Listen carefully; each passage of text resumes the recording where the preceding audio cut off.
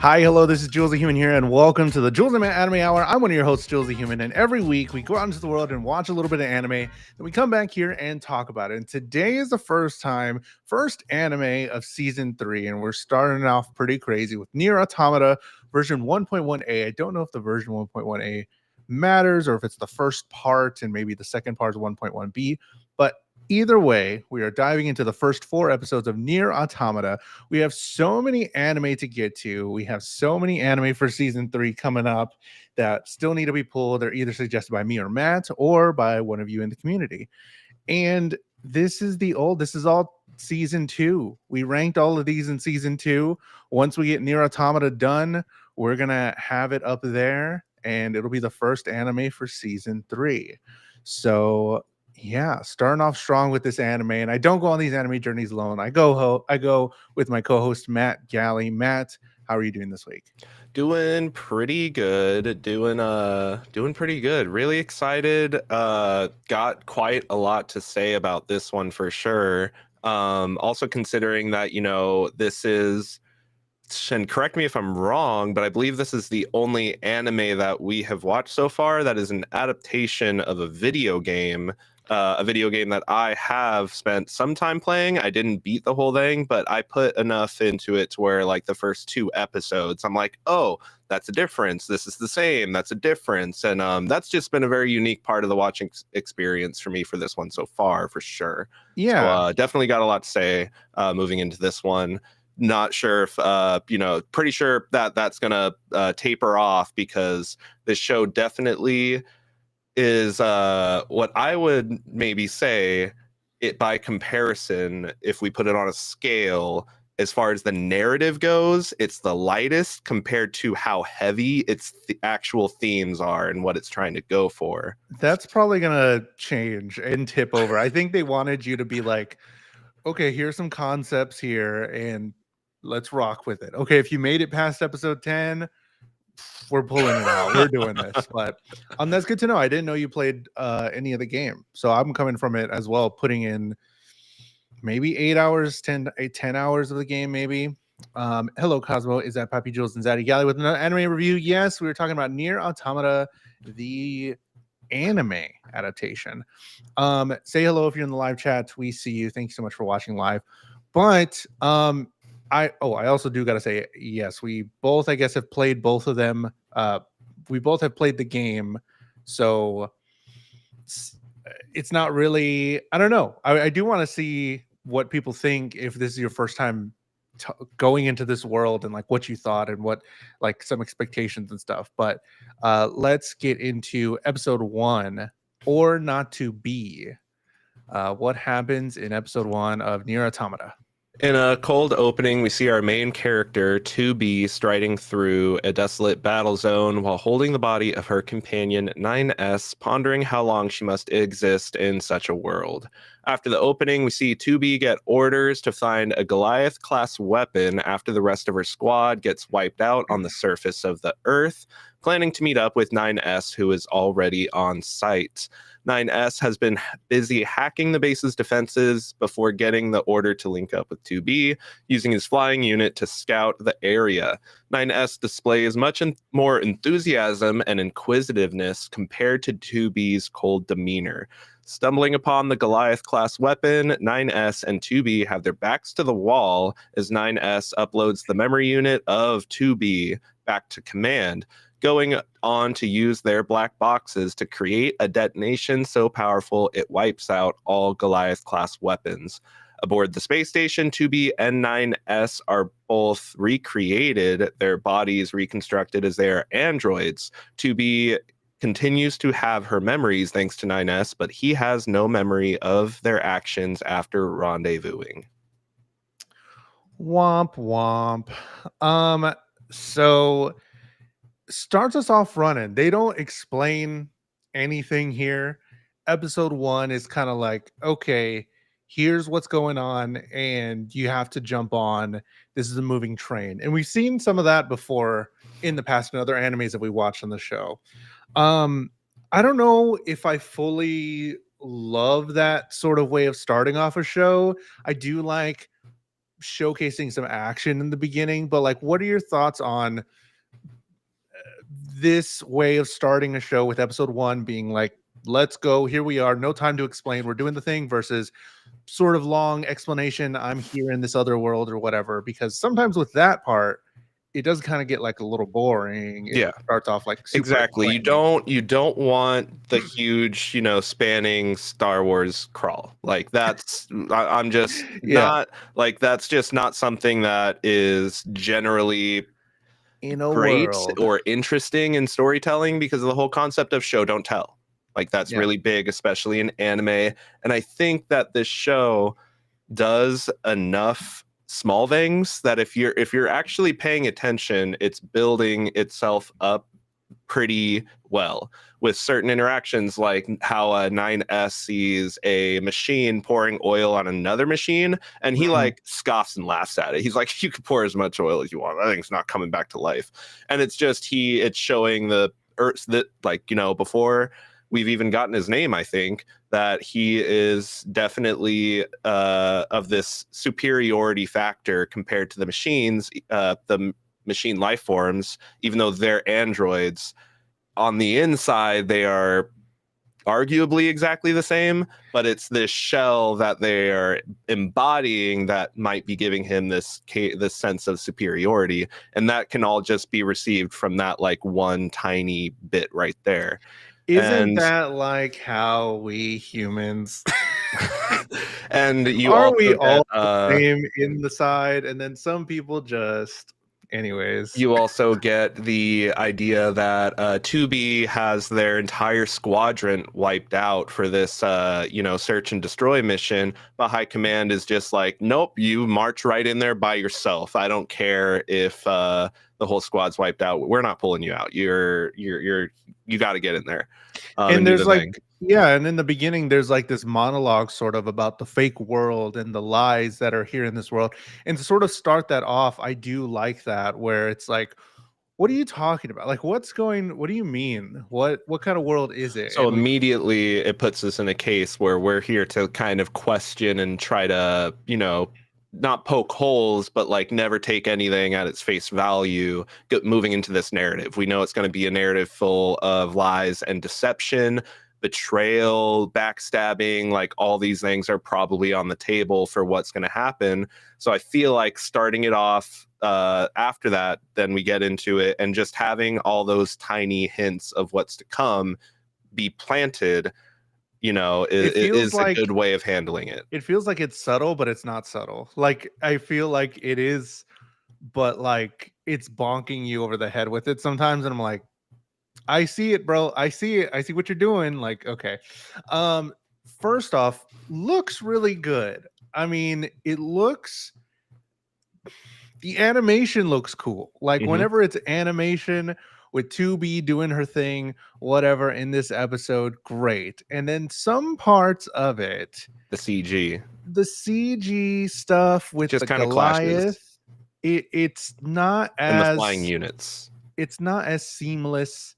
And I think this did come out at the same time as Trigun, and it feels just not cohesive. And Hmm. it's like, Not cohesive is a good way of putting it. It what's feels like two art styles kind of like clashing against each other because one is very like industrial and rigid and lifeless, to be honest, and the other, it feels like it has that flow of animation, with the colors and the just the flow of the general movement, in my Mhm. opinion. But then we get some of the CG stuff, and I mean, I feel as though moving forward, it kind of like became less and less apparent for me. But this early on, especially in this first episode, it did catch me off guard, and I was like, I'm still kind of left scratching my head, wondering if I do wholly like it or not.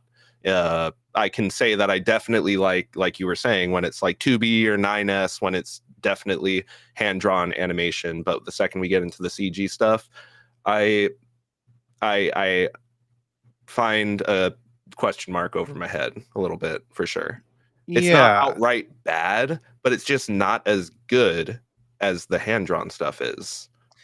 and it's very noticeable. It doesn't blend in, I don't think. So I think part of it is the time it could have taken to blend in, or I don't know how to make them this two styles more similar together, where because like in Trigun, like that looks sort of CG anyway, a little bit more CG than Nier Automata is wholly, like the art style. So maybe that CG stuff could have worked better in Trigun than it does here, because this, whenever it's done right, it feels like so lived in. Like we go through the mission with 2B.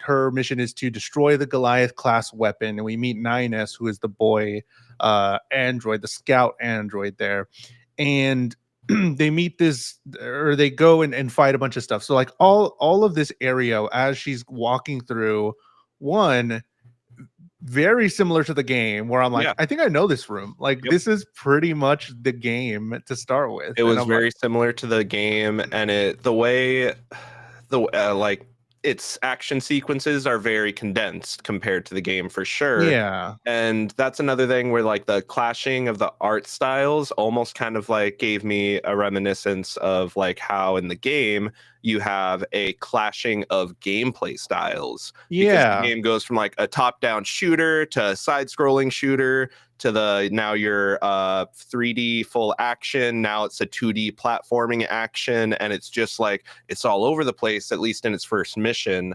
And it kind of gave me like, you know, that vibe where it's just like every second something different is happening and the story is developing through the action taking place on screen, and hmm not so much the dialogue between the characters, which like we've had some pretty great anime that's given us some pretty great dialogue that's essentially the entire like momentum of the narrative. But I do feel a little bit refreshed to be watching something where it's like there's action and there's words, and then there's a few words, and then there's more action. hmm And like, at least for this first episode, it was very bombastic and very in your face, trying to grab your attention, grab you by, you know, the collar and shake you and like, hey, you want to watch this? yeah, This is cool. This is action, exciting. but Action, yes. but to but be uh but. but again, it sets that initial tone of hey, this is going to be, not everything is going to appear as it seems. It's not actually going to be as it seems. Yeah, and the action was great. I mean, again, the big spinny saw thing that she fights is just like in the game. The room with all the enemies that she fights is just like the game. The little Um, robot companion that follows you, the little yeah, machine gun guy. love that guy. I have him on my spoiler. Well, I don't know if I want to spoil. There's some way to get him in Final Fantasy 14, and I uh, have him as my guy. Um, I liked the intro song. The intro song had some very chill vibes. Black and White City was okay, but the song was really good. I really enjoyed the song for using it as the intro. Um, there was non-enemy machine. So even in episode 1, they're showing us like something's happening here. There's something where we're being told, and what from what we know at the start, that 2B and 9S are on a mission to kill these machines that are here on Earth. I don't think they go into really why, or a lot of details here, but they are even inquisitive about, these aren't attacking us. Like, what's this about? What's going on? So them questioning it also gets us to question it as well, because because that seems like 9S starts something. to get into like, hey, like they've never been reported to have like sleep patterns, blah blah blah. But then 2B is very quick to be like, hey, 9S, is this necessary to complete the mission? Yeah, And let's just work into quiet, work in the silence. He's just like, it's better to work oh, in I'm silence. sorry. He's like, Mhm. hey, I've never worked with somebody before. This is pretty exciting. Yeah, He 9S keeps doesn't get on any digging. partners. He has a lot of emotions. He likes to be. They do talk about, there's going along with what you're saying, there's no meaning behind anything machines do. 9S is sort of A machine the, nihilist. yeah, the machine nihilist to the world, showing us what the world wants everyone to see, that there's no meaning behind these machines. They have no emotion, they have no reason. They attack, they kill, and we got to kill them before they kill all of humanity. Huge Goliath here, insane, really cool stuff. I remember this guy from the game as well. um one thing that did take me out in this first episode. Love the action, like you're saying, the action, words, whatever. I don't know what it was. The pacing was a little all over the place. Yeah, Just from it was just like, yeah.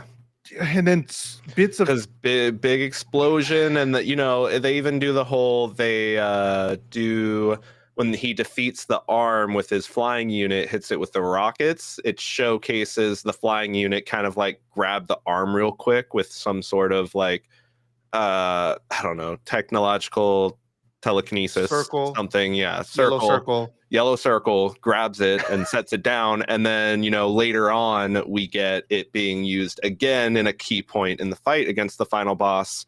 So that's again, the show, it doesn't really want to spend a lot of time explaining things to you. It just wants to be able to show you the cool, exciting things and have them happen. And in this first episode, the pacing, I don't know if I'd say it's all over the place compared to that. It's just like pedal to the, you know, metal for the whole thing. It's just like we're gonna hit the ground hard and we're just gonna keep it ramped up, I and that feels jarring. But I Yeah, I don't think think it's like mainly all over the place. I think it's just like so fast. I think it was with like what they had to do to kill this thing. Like one, they kill it like they kill the Goliath really quickly, and it's like, oh, okay. I thought it was gonna be this huge drawn out fight, and then it's this other thing, and then it becomes more with the three, and both of our main characters are down, and I'm like, what's happening? There's like it is action packed, but I think for me, I thought going into it, it would just be one drawn out fight. All right, we defeated him, or all right, he's dead. And it's like these little parts that are broken up, and I'm like, okay, cool. Mhm. I'm on the train. It's a little weird. I don't know. And that's where I Um, think it may be like possibly shooting itself in the foot by trying to stick so close to how the first stage of the game kind of plays out. Because mhm. again, that's kind of how the first stage plays out, where it's just throwing you into encounter after encounter. There's, you know, I definitely radio think chatter going on, but at the same time, you are just speeding through the first stage, like downing a huge Goliath boss in the first mission. I gotta say, I like watching the anime more because I can actually pay attention to what's the story that they're trying to tell me. Because during the game, shit is crazy. I'm like, It's just, yeah. just dodging these little balls that are just being thrown at me. I'm like weaving, and I'm like, I don't know what you're talking about. I'm trying to Yep. concentrate. I'm Oh trying to man. hear the story, but I can't. So I do enjoy More watching the anime. parallels to be Yeah, drawn. true. Yeah. The Goliath talks. So we see here talking Goliath there. Um, and they, I think it's 2B, talking about the androids being trapped in a life and death cycle. 9S uploads 2B's consciousness or memories up. He doesn't upload his, so he doesn't remember 2B.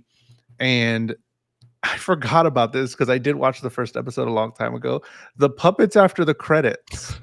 Um, I I watched all of those. I watch all those as well.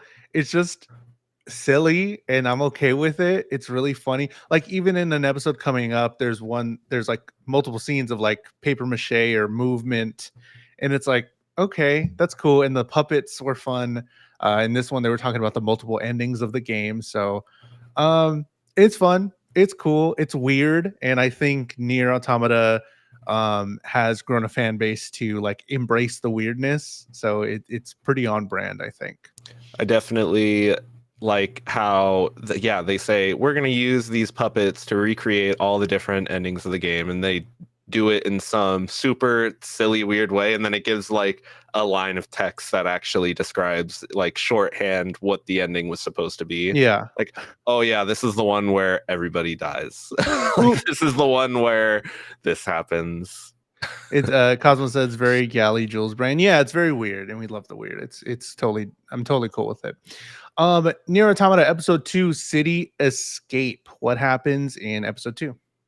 The commander of the Yorha, advanced androids being used as frontline soldiers to battle the machine life forms that drove humanity off the planet, delivers exposition on the state of the world.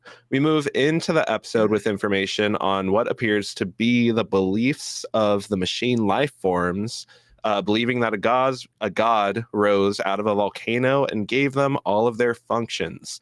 We see a rebooted machine life form reject the realities of the world around it and dive into its own curiosities, literature, and gardening.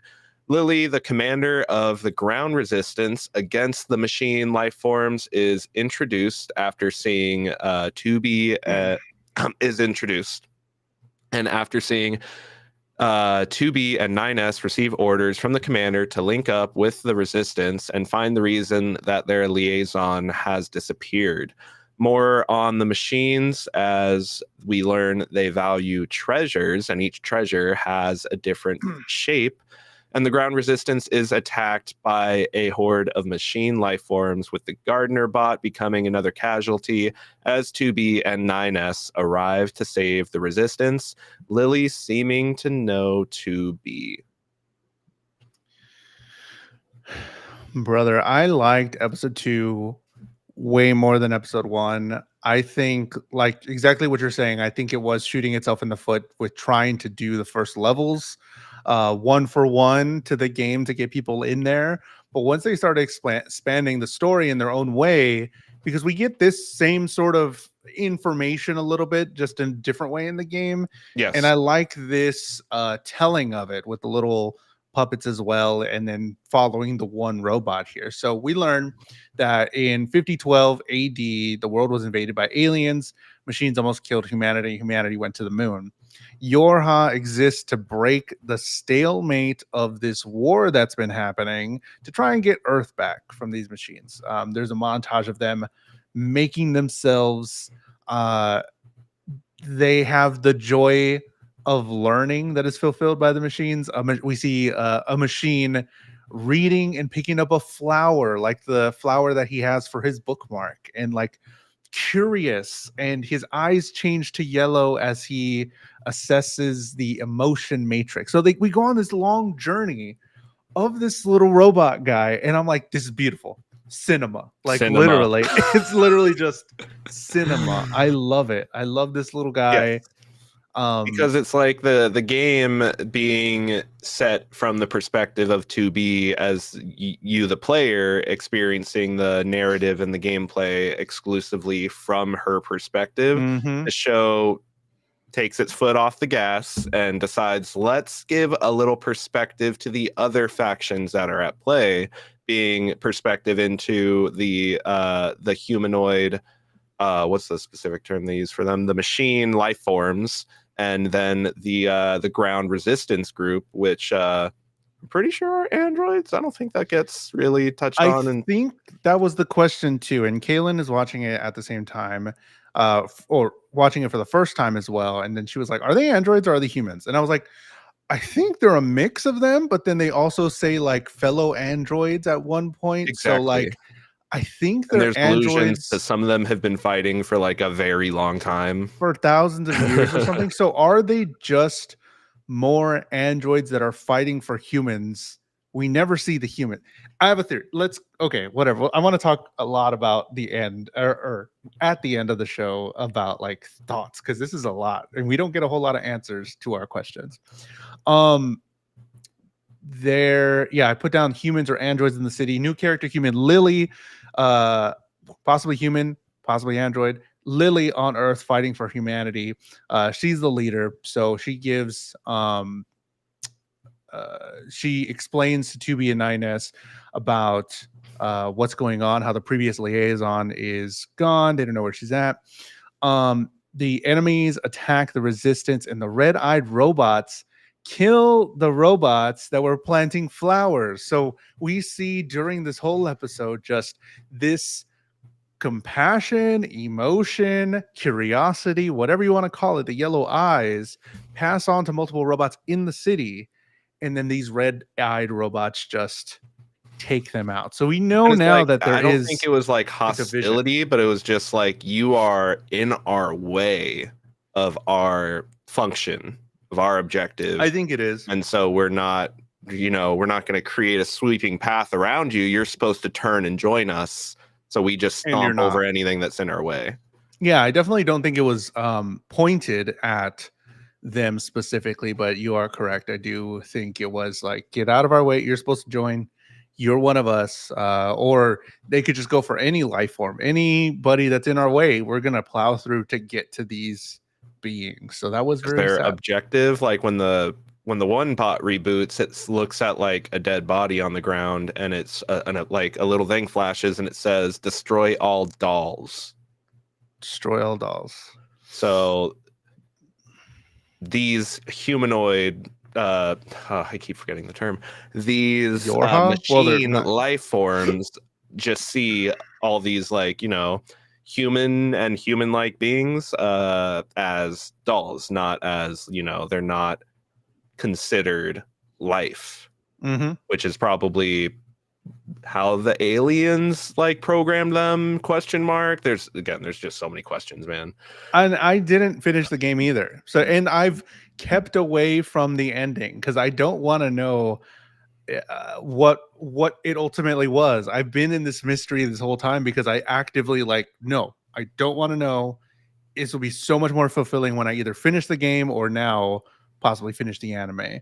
So I don't know what it is, and that's why it's so much fun because there's so many questions. Because at a point, the yellow-eyed robot, he falls down the goddamn ravine, and his eyes turn green. What does it mean when he's looking at the flower, but he gets killed in the explosion? And it's like, oh, what are we doing? What is this? We're supposed to Yep, have compassion for this character, and it succeeded. I think it was insane. I agree. Lily knows to be, and they're questioning if the Council of Humanity sent the Yorha or not. We still don't really know here in this time period right now, but yeah, this was full of emotion. It was crazy to do that in episode 2 and have us feel this compassion for these machines, and I think that does not let up towards the Yeah. end. It So almost like is a mini vignette of something along the lines of To Your Eternity with the orb, turning into the animal, then, gaining the ability to feel pain and et cetera, et cetera. It's like this robot just kind of like spontaneously comes back and, like you said, it begins to explore that emotion matrix. And it's just like, what are we doing? What are I we here thought y'all for? were the What's bad the guys. point? We're What's the humanity. point? I thought you killed all of humanity, maybe. Episode 3, break time. What happens in episode 3? Lily leads the group back to the resistance camp, and 2B and 9S are greeted and haggled with not a moment into arriving. We are introduced to Jackass as the resident mad scientist and eccentric. And then on the space base, we see the commander speak about the resistance being used as decoys for the Yorha. Jackass reveals information that unique signals are coming from the nearby desert, and 2B and 9S, having been tasked to check out the desert, offer their assistance, teaming up with Jackass. 9S continues to showcase that he sees the machine life forms as nothing but pieces of metal that are mimicking human speech and just saying random words.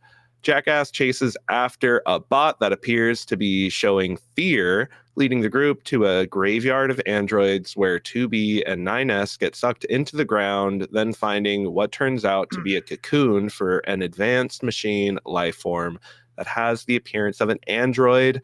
They kill it, but another one appears from the first, causing a cave-in. I like that and I don't even think in the game, because I did try and find it. I don't think we ever have uh, a reason for why she's called Jackass, and I'm totally okay with that. Just her name, Jackass, that's what it is. Lily and Jackass, both not in the game. There's a Jackass different. was Are you sure? In the game? in Maybe I the. didn't get far enough to meet them then. Oh, okay. It was in the desert area. I never got to the desert area. Okay. I met the resistance, and that was like, and then did some more exploring in the city, and then the game just at that time wasn't really what I wanted to play, so I ended up dropping it for that reason. Yeah. Haven't gotten back around to it, but I distinctly remember the commander being named something different. Not that that necessarily matters, just I remember Yeah. that. I know the okay, so we're at the resistance camp, right?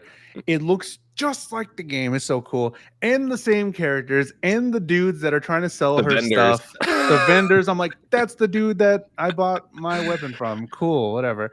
It's great. I love all that. And the music. The music is straight from the game. I'm like, oh, it's There like was take me back. when they were going out to the desert, the way the Lily put on music at the jukebox, and it started off kind of like all muffled and distorted because it's playing on an old jukebox. But the second it like there was a cut to be in the back of the van, then it had full clarity, and I was like, "Whoa!" It's like I wasn't expecting that one. Yeah, it's really good. But yeah, I think in the game, in the desert areas where you meet Jackass, and even then, I was like, "You're not going to explain that to me. You're just going to say, hey, I'm Jackass, whatever." I'm like, "Okay, whatever. That's cool." Okay, that's great. Um, I love that. this 2B and 9S coming to the resistance camp was not an answer to the request from the Council of Humanity. So jot that down. Council of Humanity was like, nope, we're not. This is because of my own thing. So the commander calls the resistance decoy. So we already see some nefarious things, and it continues in episode 4 where the commander's just like, yo, we got to break some eggs to make an omelet. And this omelet is the safety of humanity and getting Earth back. So the resistance camp, your yolk's gone. Yorha androids. Pretty much. So anything, it doesn't matter because Commander is thinking big picture, and it's always super With believable. perspective. Yeah, you got a different perspective. It is believable because we've met those sort of types in other stuff. We met people like that in real life. And even though it sucks, like, is the commander in the right here? I don't know, man. I mean, I guess it is debatable because It's they're debatable, especially where things end at it with episode 4.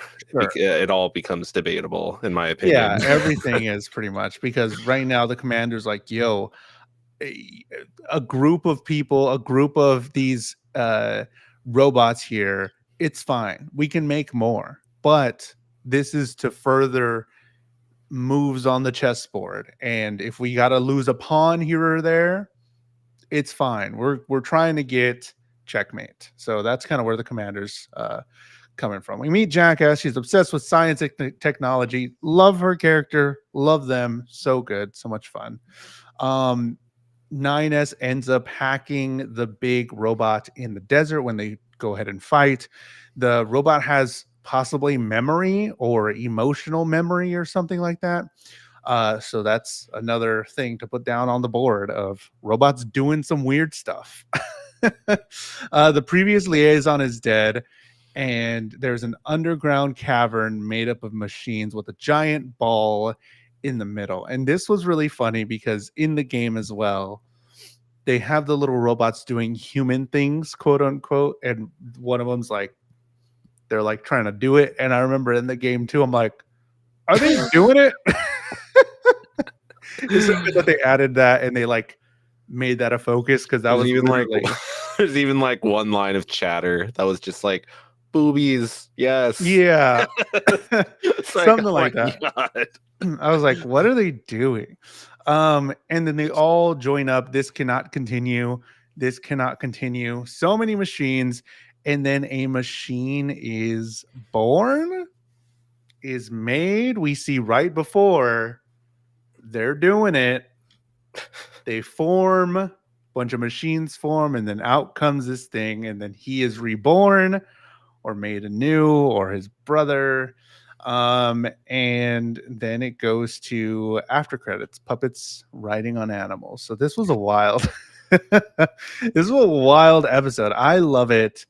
I love what's happening. This is so weird and so many things are being Hmm. brought up, like in my head. Like, what If is I had this? known this is what was going to take place in the desert of the game, I would have probably stuck it out. But like I feel that. the weirdness takes.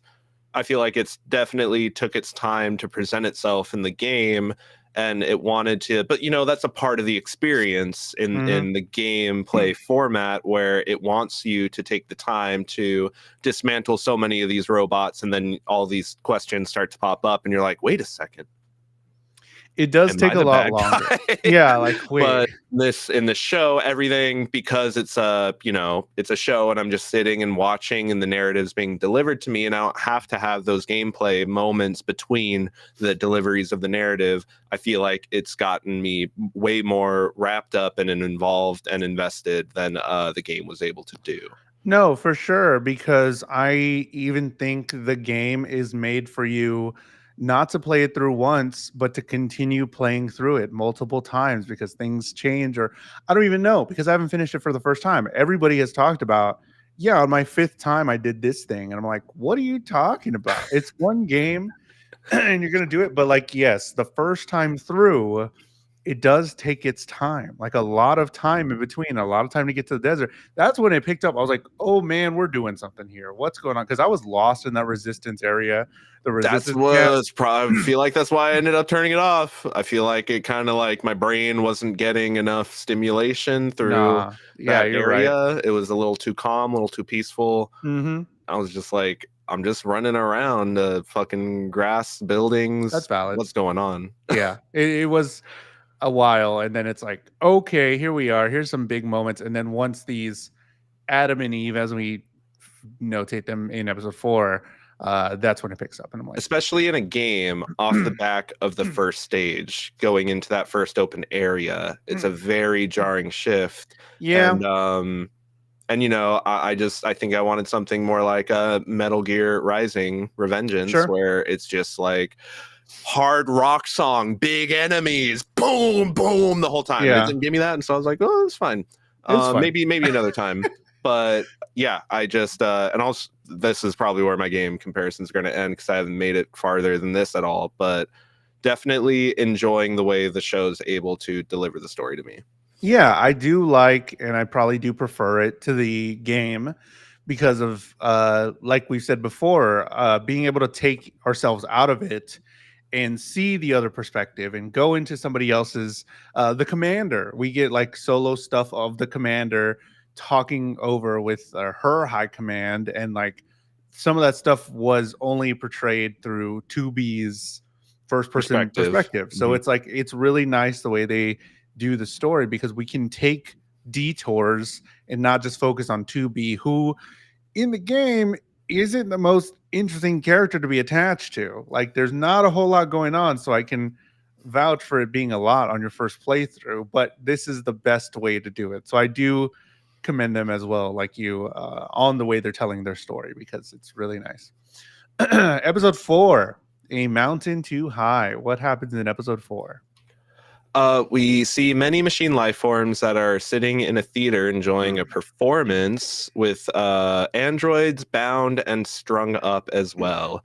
2B and 9S debrief with Lily. Then we see the commander take orders from the Council of Humanity on the moon, the commander seeming to be upset with the way they are deciding to intentionally put Yorha androids in harm's way. 2B and 9S receive their new orders, and they arrive at an amusement park where a black box signal has been detected. They engage in a fight with a bot that repeatedly claims that they will become beautiful. And after defeating said robots, 9S in cold blood takes out two yellow-eyed machine life forms, telling 2B that they cannot hesitate. Bro, he really neared those automata. Nier got automata on that one. Kind of crazy. Um, open up with the machines having a play, machines in the audience.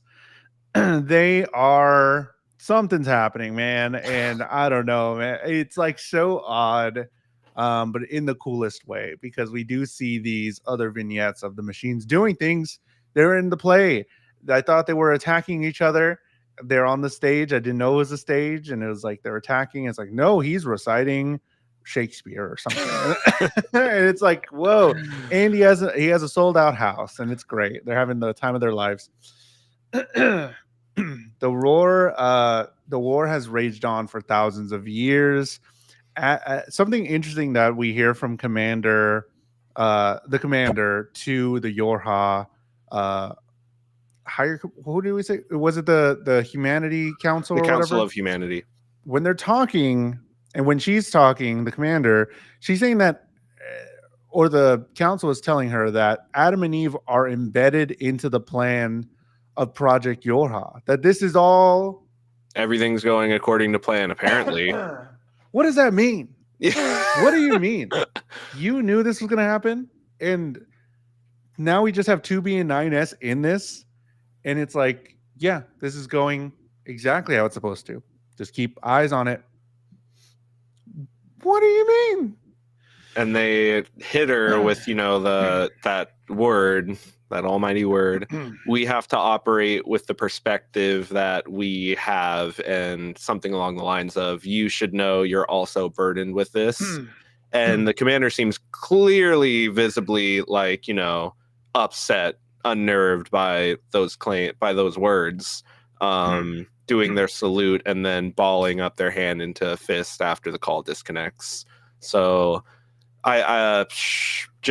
it's nice that we get this stoic commander figure, but it's also like, now there's a nuance of they're taking orders from somebody and they don't necessarily agree with it. But like the show in episode 1, 9S states, we are soldiers. We are meant to fulfill our orders. And sacrifices are necessary. And sacrifices are necessary, like you were saying. In order to make an omelet, gotta crack some eggs. In order to check a king, gotta sacrifice some pawns. I hate to say it, but we're after just watching Severance not too long ago, pretty close to Severance. This is kind of what's going on with Miss Cobell and the higher ups. She never sees them. She hears them over like a loudspeaker, and it's like, who are you? Like, what are you talking about? A lot of Severance vibes. All I'm saying. Something interesting that they show here is they're launching supplies from the Earth to the moon, and they spend a lot of time on that. And I kind of want to get. They spend enough time for it to become a question, yeah. Because they even have 9S kind of give the exposition to be on that, like, oh, you didn't know? We send rockets from the surface of the planet because there's not enough materials to operate on the space stations or on the moon. And the 9S or 2B replies with, why don't the aliens directly attack that base, the bunker? And then 9S is like, I don't know how aliens work. I don't know how they think. I don't know how they just move on. And like, that's a good answer to that question for sure. But it definitely begs the question, like, yeah, is this a war? Like, is this a war, or is this just some guy's science experiment? It pulls the narrative into what could be cosmic, like, horror territory, where it's like there are beings out there operating on a scale so high and so far out of like what our concept of reality could be, that they just plopped their science experiment down here on Earth and said, let's see what happens, and then took off, and they're going to come back in 2 millennia. Like, who knows? Like, did anybody meet the aliens? Did anybody see that happen? Like, what is the account of the, because like, yeah, it's happened over thousands of years, and it gets to a point where let's take their belief system as granted. It's like, what if the humanoid, I keep forgetting what they're at, machine life forms, what if they are the next step of evolution on this planet? Because we keep talking about how they're evolving so rapidly, they're becoming, we see them developing emotions, developing borderline sentience. We see them using terms like big brother and big sister and mom and beautiful.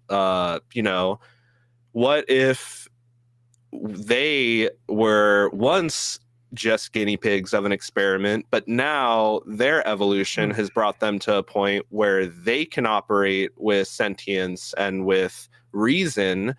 And if we have been fighting them for over the course of thousands of years at this point, is it ethically right to keep fighting that fight based on what they were? Or have they now become something that we can now negotiate with and find common ground with? But nobody's willing to do that. What, That's well, if not you what got a they're bunch of programmed for. 9S's running around. You're not programmed to do it. You're not programmed for that. It's a lot. There's a lot. And I definitely want to hit more of that stuff. But they're gonna go investigate a different Yorha, and apparently the Yorha and the Resistance didn't get along in the past. So that was even something where there was some contention there that are supposed to be on the same side, or it could be something bigger than that. I don't know. There's a robot parade in the new amusement park area. They're all friendly. The 9S and 2B directly try to ask their bots, like, hey, what's up with any sort of conflict between the Resistance and the Yorha? And they immediately are just like, oh, files restricted, no access. And it's like, okay, so something's there, but we don't know what. What are we doing? They head to the stage. We had the big unit lady fight. Loved her. She's great. I died a bunch here on this level because it was insane. I was like watching 2B fight. I'm like, that's pretty much how it was. I was like, it's relentless. I died so many times there. It was insane. Fun fight. Great music. I think it was the music from that level. And when it hit, when she does this whole thing right here, oh my god, I was ready. It does feel like the opening cutscene to a boss fight for sure. And even the way like her attacks are utilized, like you can just imagine what it would be like to fight that fight. Like, oh, here's a bunch of explosive orbs. You'd have to dodge and dive around and not get hit. Oh, now she becomes a spinning top with blades on her and she's bouncing all around the arena. Got to make sure you're recognizing where she's going to bounce to next, etc., etc. You don't know. You don't know the pain. I don't. You don't know the hours. You cannot comprehend. Was she your Margit? Yeah. It was very difficult. It was a lot of fun though.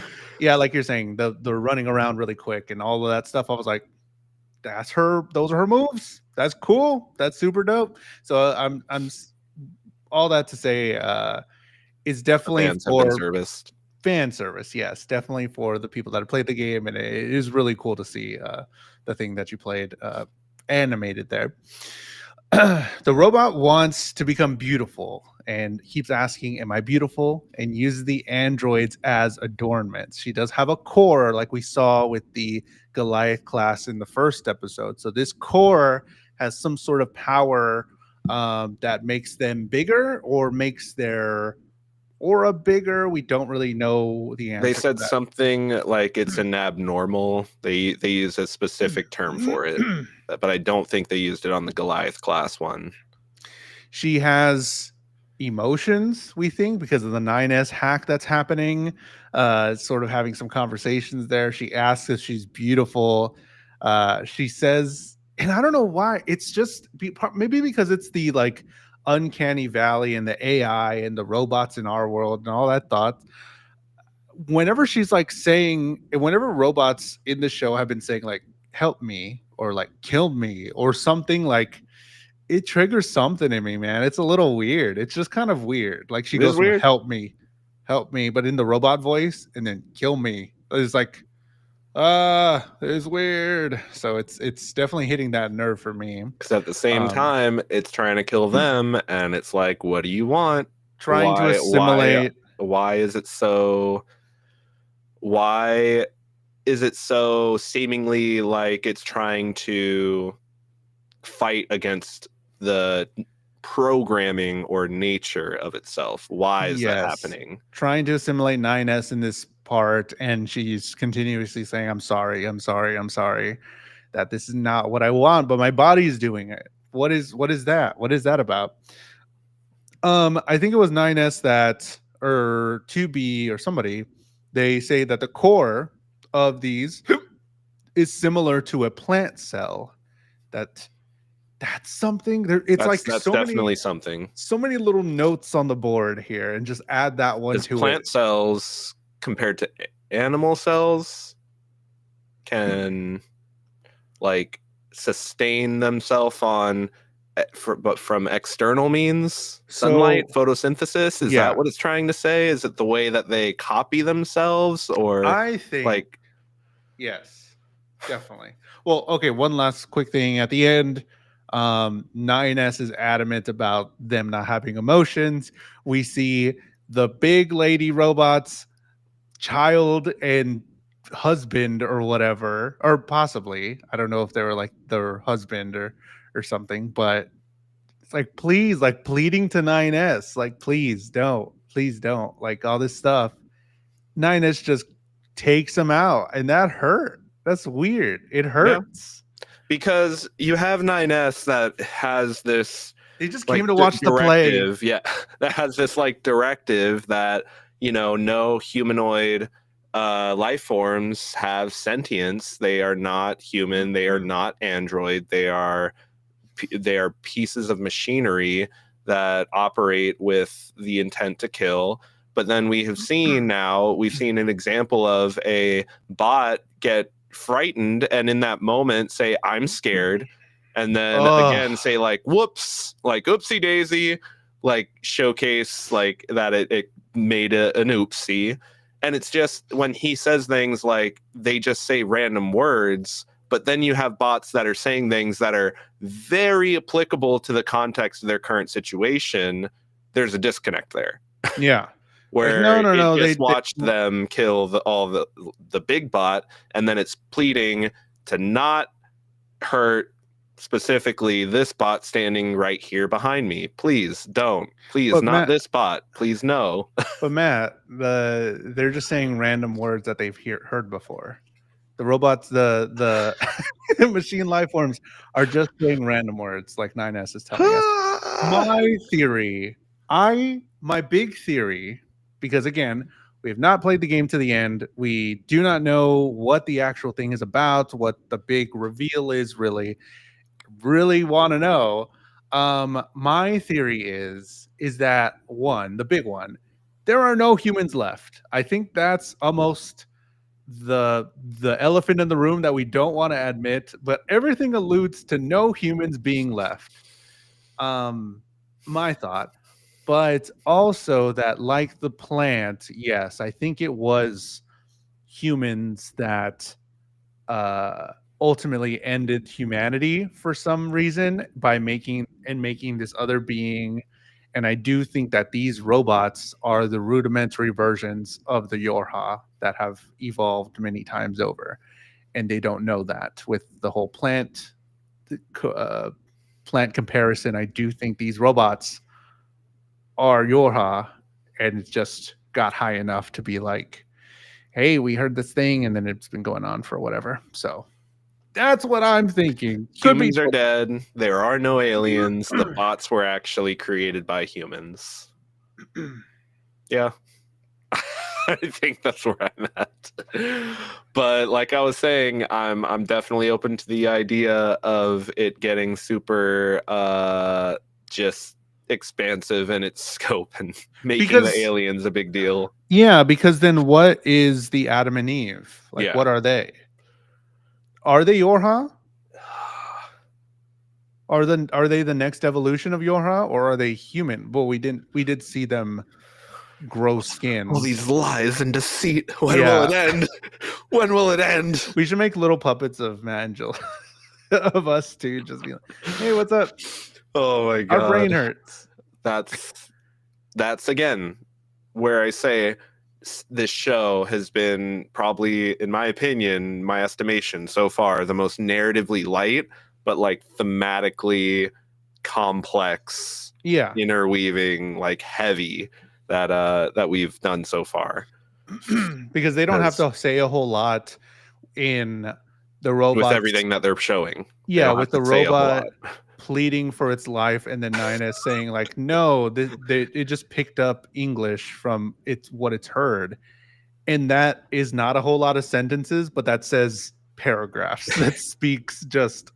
Speaks volumes. It's Yes. insane. It's so crazy. Are you enjoying it?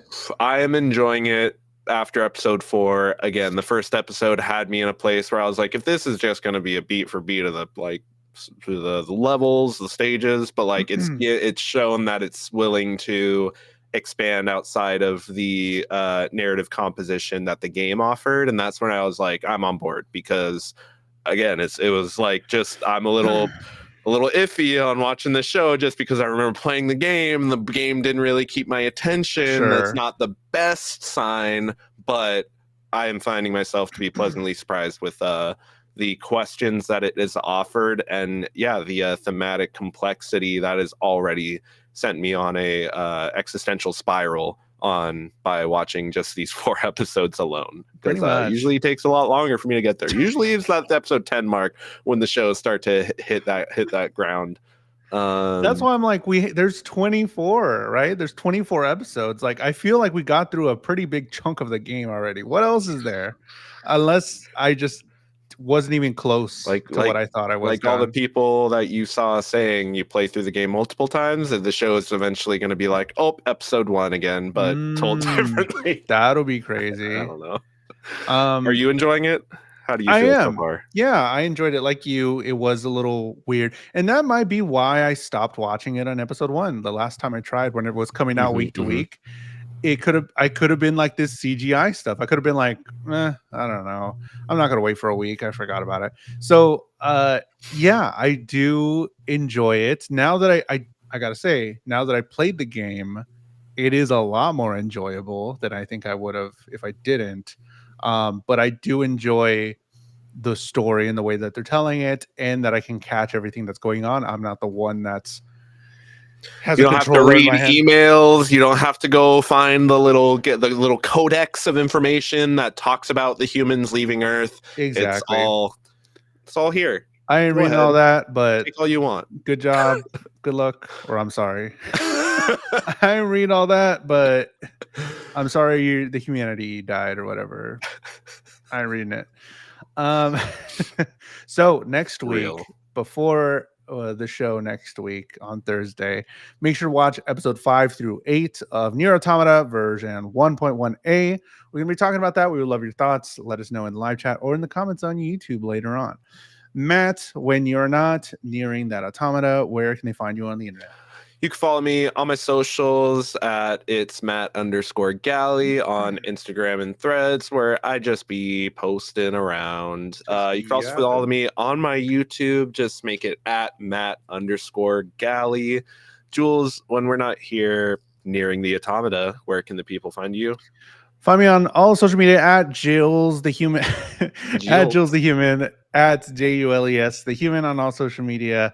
I've been on Threads a whole lot talking about comics and Star Trek. You can subscribe to this podcast on Spotify. So if you use Spotify, you can watch these shows. The video version is up there, and you can watch and go back through season 2, because this is the first episode of season 3. We're starting off fresh, starting out the new year, and this is the first anime that we're checking out. If you want, you can go to Anime Hour Pod at Anime Hour Pod, and that's just the VODs of these videos uploaded. If you want to just subscribe there to that YouTube channel, you can do that. But yeah, next week, Nier Automata, episode 5 through 8. Watch that, and we'll talk about it next week. Oh my god, it did the thing again. Don't pay attention to this. I don't know why it doesn't stay. Ugh. We have Bye, a new one. season 2. Goodbye, season Microwave. 2. It's over. Anyways, talk to you later. See you next week. Bye. Bye.